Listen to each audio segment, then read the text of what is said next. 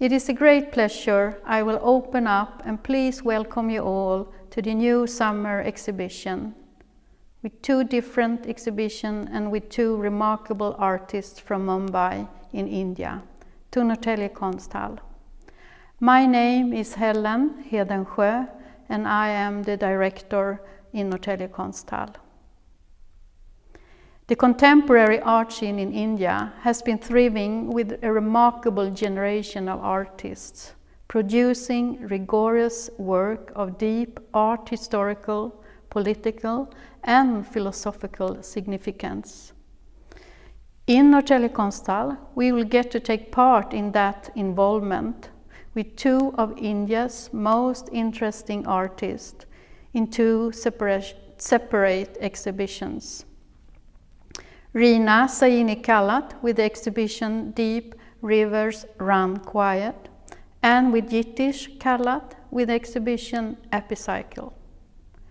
And that what brings them together is the interest in the existential condition of man. And soon you will meet both of them.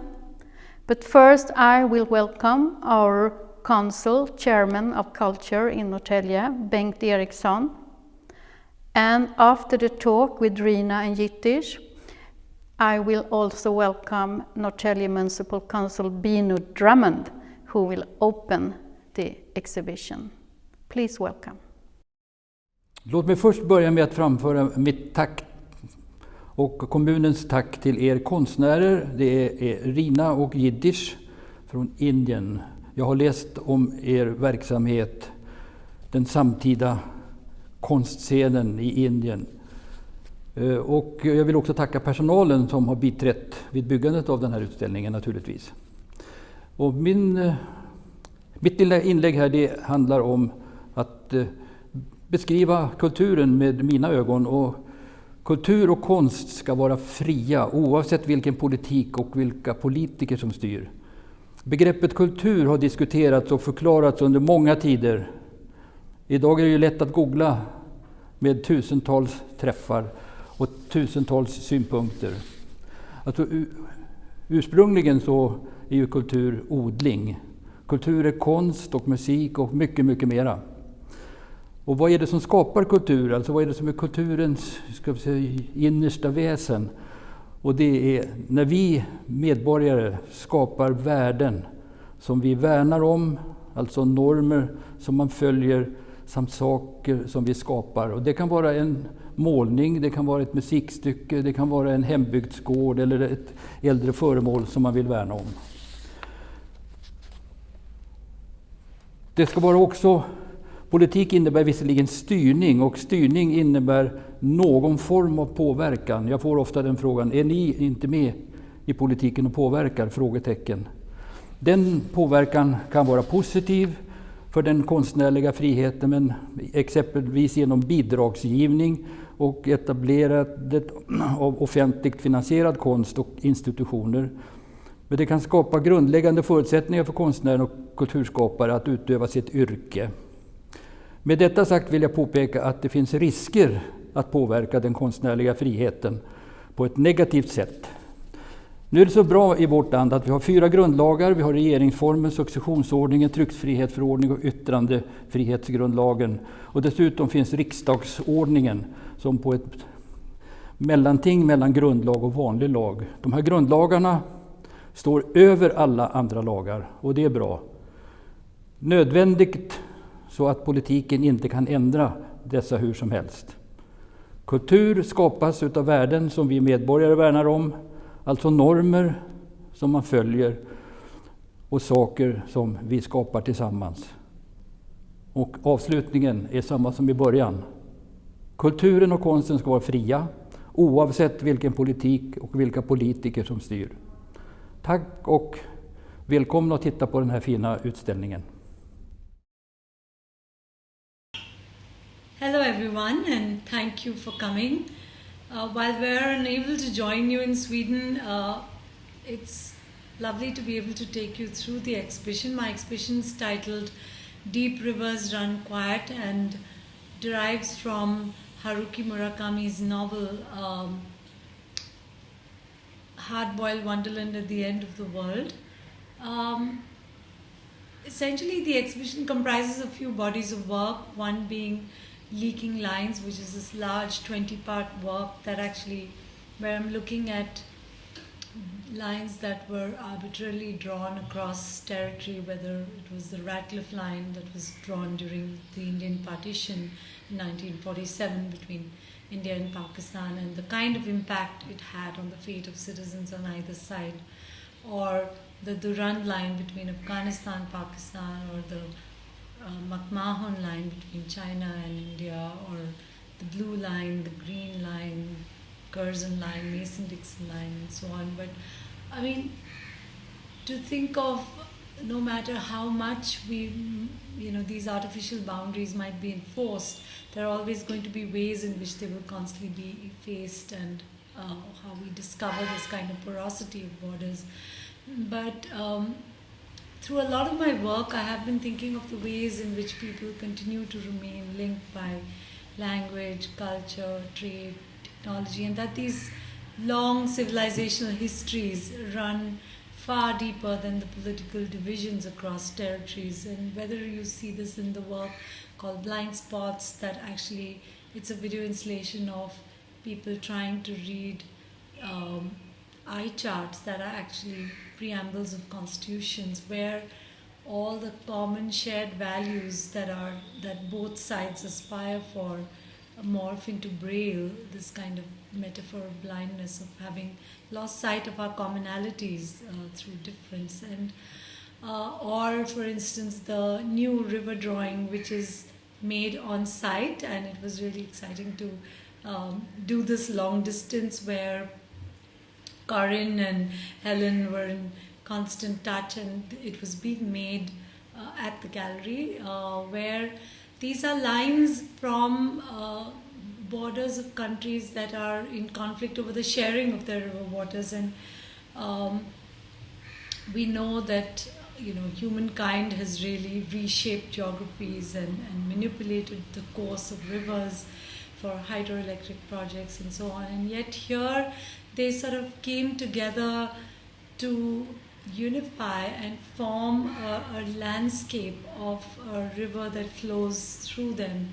And so really rivers, while being a sort of source of life, the bed of civilizations, have often also served as borders between countries. And yet I think our dependence on rivers should encourage us and enable us to find more ways of transboundary cooperation and agreement, with water being such a shared heritage. And there are two other smaller works called Vortex and Water Book that are all based on the same ideas around rivers, and I hope you enjoy the exhibition. Thank you. It's interesting, Helen, that ever since your initial site visit some 2 years ago, every interaction we've had is essentially sort of mediated by the screen. So whether it's the virtual dialogues through 2020, the virtual install more recently, and now the virtual vernissage, it's been interesting to see the exhibition kind of emerge through this format of the video call. And I'm actually really drawn to the fact that you've chosen Forensic Trail of the Grand Banquet as the oldest work in the exhibition, primarily because some of the ideas that have persisted in my work for the longest time have only become somehow more pronounced since I made a Forensic Trail, which is essentially this work where it feels like a journey through a cosmic field, but every element in that interstellar space is essentially an X-ray of food. And this link between the sustenance and the sky kind of continue in the work that you've placed adjacent to it, which is the eternal gradient, which might seem like a lunar almanac of 365 moons waxing and waning. It's only when you step closer you realize that every moon is essentially a progressively eaten roti that's constantly transforming between this image of the moon and the meal. But equally, as you see the gradient of darkness and light pass through this annual lunar sort of configuration, it's almost as if eons of time go by in a 3-minute loop, because the 1st of Jan in that video corresponds to, let's say, a gibbous moon. That configuration corresponds to any year gone by or any year yet to come when 1st of Jan was a gibbous moon. And this theme of time kind of runs into works such as when study Hilbert curve, where a single line sort of curls down various orders of magnitude and becomes a space in which one can, in that fractal-like form, set one line at a time aflame.